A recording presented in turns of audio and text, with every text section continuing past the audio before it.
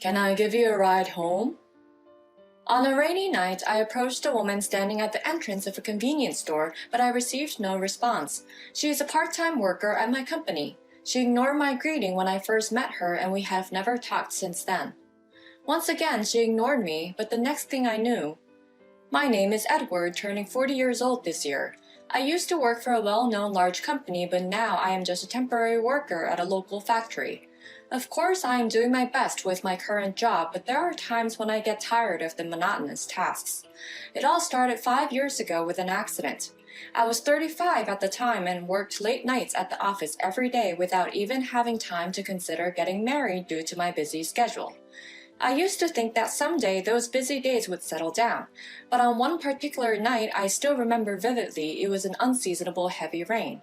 When I was crossing the pedestrian crossing with a heavy sigh because I had to do out-of-office sales the next day and I was thinking that I don't even have time to rest, I lost consciousness. When I woke up, I was in a hospital with a heavy cast on my leg. The complex fracture in my right leg was caused by being hit by a slipped car. I managed to return to work after being hospitalized for quite a long time, but the environment was terrible. Although I could walk, I could only move slowly. There was no place for me in the department where people mainly worked outside. Then I voluntarily resigned from the company as if I were being kicked out. There was no farewell party, and I left work without saying goodbye to anyone. I never want to experience that loneliness again. After resigning, I struggled to find a new job due to various reasons, including problems with my leg. In the end, I was hired by the current town factory. The main job was simple inspection work staring at the conveyor belt all day. To be honest, I didn't like the atmosphere of the workplace and the way the factory manager interacted with me. Still, I tried to be grateful because at least I had a job. There were 4 of us, including myself, working silently and diligently. During break time, no one spoke and we only nodded to each other every morning.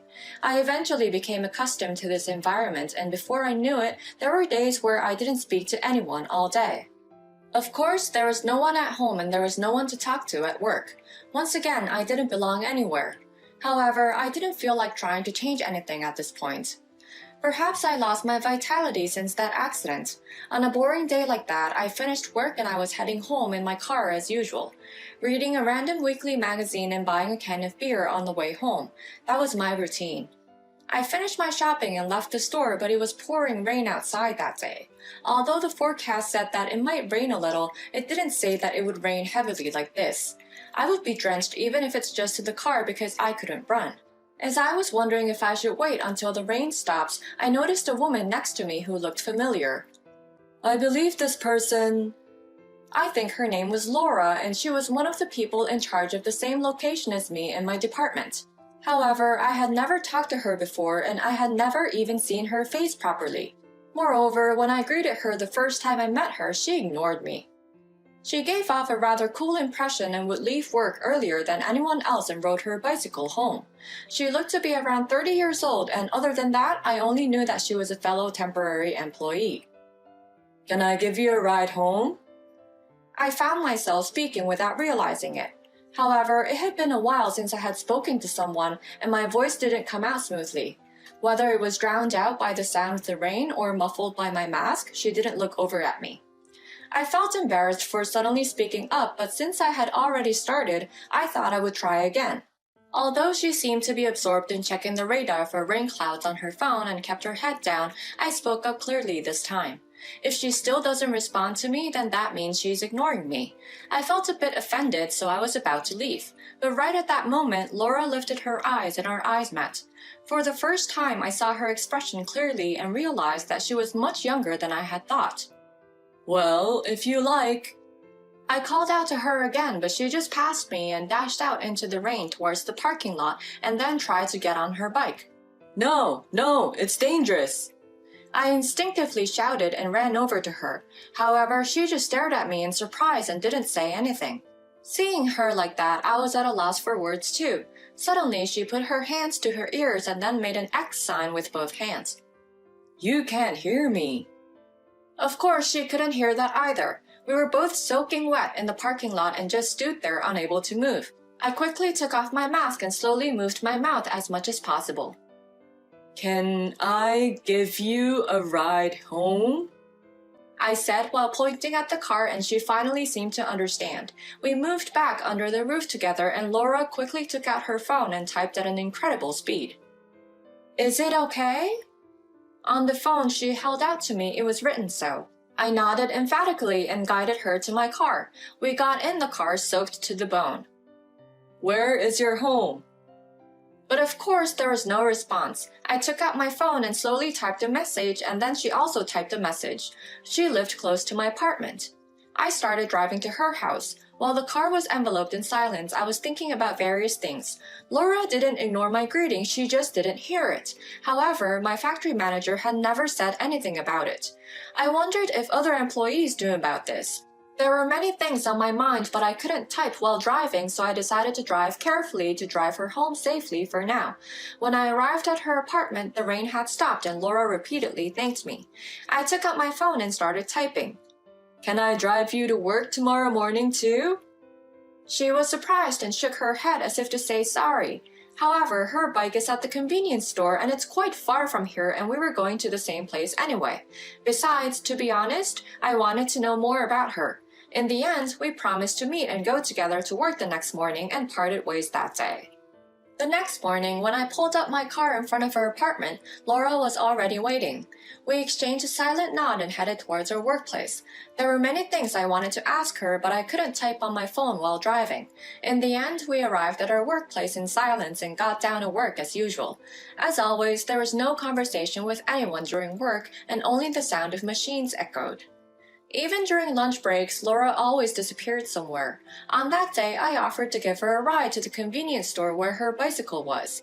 I thought I wouldn't be able to ask her anything and we would go back to our normal life, and I was a little bit disappointed. However, no matter where we searched in the parking lot, we couldn't find her bicycle. It must have been stolen. Laura apologized. It's okay. It's okay, I said, moving my mouth as wide as possible. With this, I began commuting with Laura for a while, but it was difficult to communicate with her while I was driving. Therefore, I decided to write down the questions I wanted to ask her on a piece of paper and pass it to her during the lunch breaks. The next morning, she dutifully wrote her answers on paper. Her name is Laura and she is 29 years old. She seems to have been working at the current workplace since she was 25 years old. It seemed that her hearing loss was acquired and started deteriorating after the age of 20. Now she can hardly hear anything. During lunch breaks, she usually spent time with a stray cat behind the factory. One day, I became curious and peeked behind the factory during lunch break.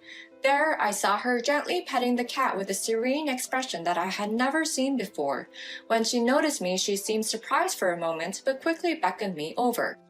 We ate lunch together and conversed using our phones while petting the stray cats. She used to give off a cold and distant impression, but when she was petting the cat, her expression was very gentle and peaceful. Before long, it became my routine to drive her to and from work and also pet the cats with her during the lunch break. I secretly began practicing sign language.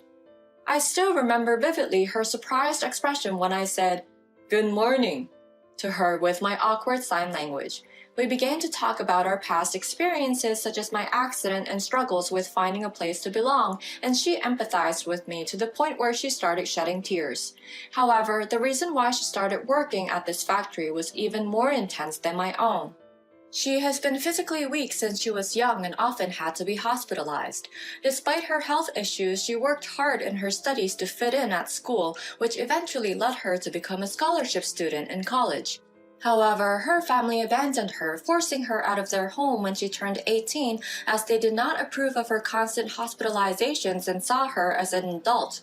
The stress of the situation caused her to become ill more frequently. She gradually lost her motivation and sense of belonging, both at school and at home. Despite this, she still managed to graduate from college and began working at a regular company.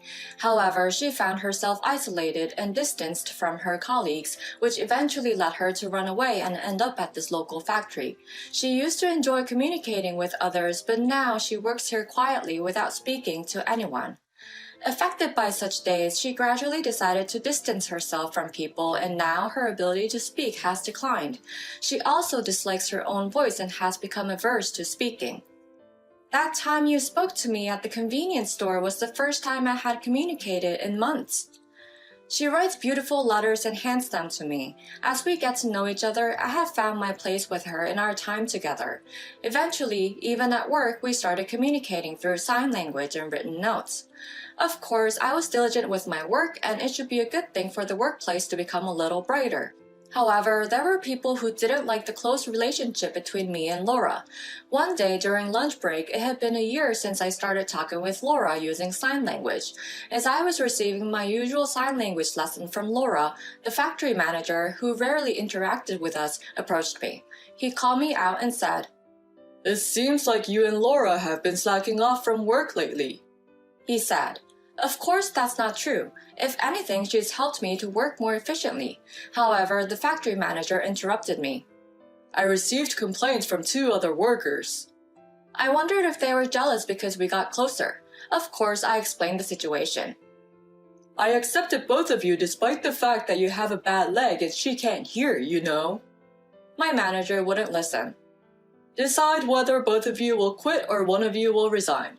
It seems like you two, being 2 imperfect beings, have a good relationship. Please convey this message to her." My manager left the room with a smile. When I went back to the lounge, Laura was waiting with a worried look. I wasn't sure if I should tell her the truth, and I told her that I was fired in the end. Then she stood up and suddenly started preparing to leave.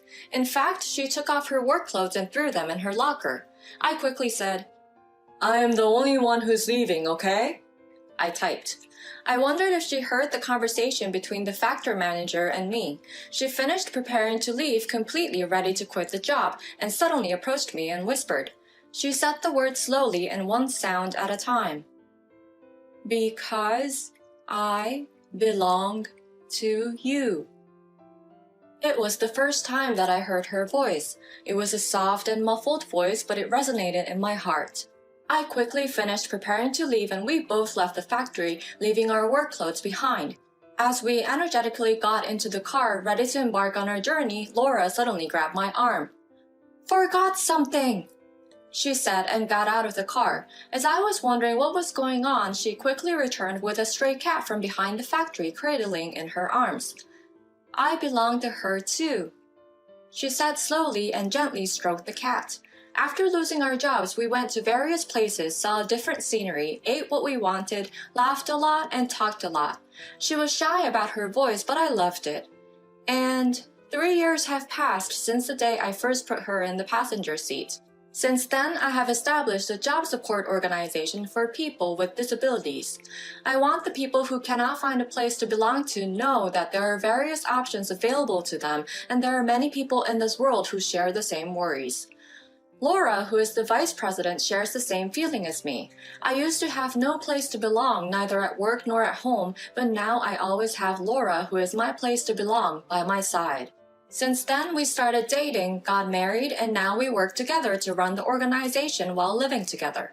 We will continue to protect such happy days with the 2 of us and 1 cat.